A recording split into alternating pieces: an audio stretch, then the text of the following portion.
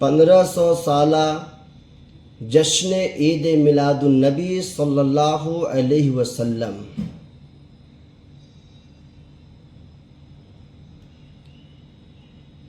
اللہ کا لاکھ لاکھ کروڑوں احسان عظیم ہے کہ اللہ پاک نے ہم سبوں کو امت محمدیہ میں پیدا فرما کر ہر طرح کی نعمتوں سے نوازا ہے۔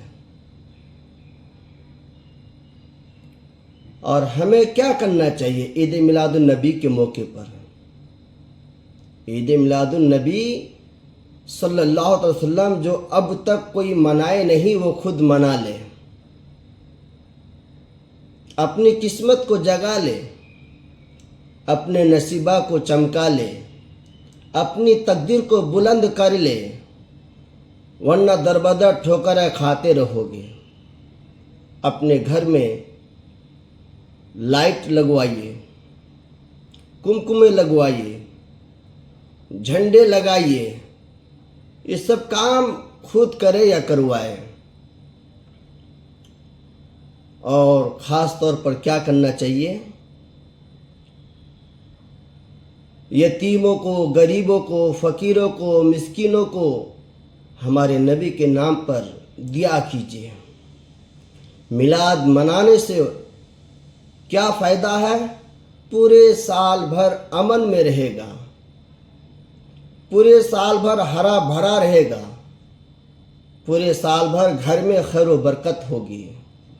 اس لیے اپنے گھروں میں خود میلاد منائیے، اپنے رشتہ دار کو بھی منوائیے،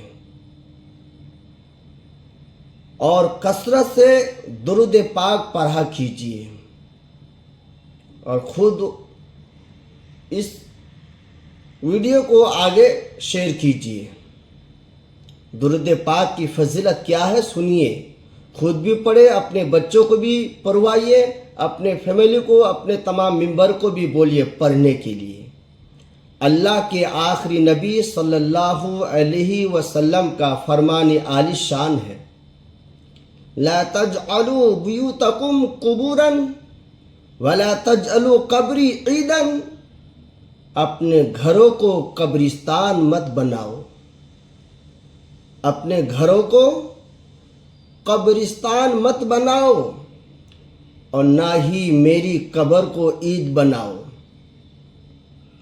وَصَلُّوا عَلَيَّ فَإِنَّ صَلَاتَكُمْ تَبْلُغُونِي حَيْثُ كُنْتُمْ۔ اور مجھ پر درود پاک پڑھا کرو۔ ہمارے نبی نے کیا فرمایا؟ اور مجھ پر درود پاک پڑھا کرو، بے شک تمہارا درود مجھ تک پہنچتا ہے چاہے تم جہاں بھی ہو۔ سبحان اللہ۔ چاہے تم جس شہر میں ہو، جس نگر میں ہو، جس ڈگر میں ہو، جس بستی میں ہو، جس قریہ میں ہو، جہاں کہیں بھی ہو، درود پاک پڑھا کرو، تمہارا درود مجھ تک پہنچتا ہے چاہے تم جہاں بھی ہو۔ اس لیے درود پاک کو پڑھا کیجیے، اس کی بہت بڑی فضیلت ہے۔ اور بھی بتاتے چلو آپ کو میں درود پاک کی کیا فضیلت ہے۔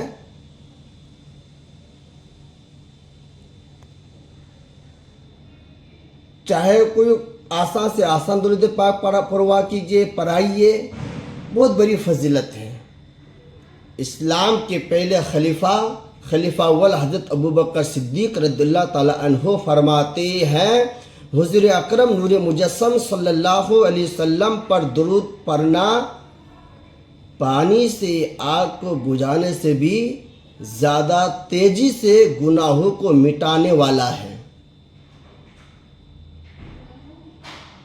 درود پڑھنا پانی سے آگ کو بجھانے سے بھی زیادہ تیزی سے گناہوں کو مٹانے والا ہے، اور آپ صلی اللہ علیہ وسلم پر سلام بھیجنا غلام آزاد کرنے سے افضل ہے۔ اپنے خطا کاروں کو اپنے ہی دامن میں لو، کون کرے گا یہ بھلا تم پر کروڑوں درود، کر کے تمہارے گناہ مانگے تمہاری پناہ، تم کو ہو دامن میں آ تم پہ کروڑوں درود۔ اس لیے درود پاک کثرت سے پڑھا کیجیے، درود کی بہت بڑی فضیلت ہے، اور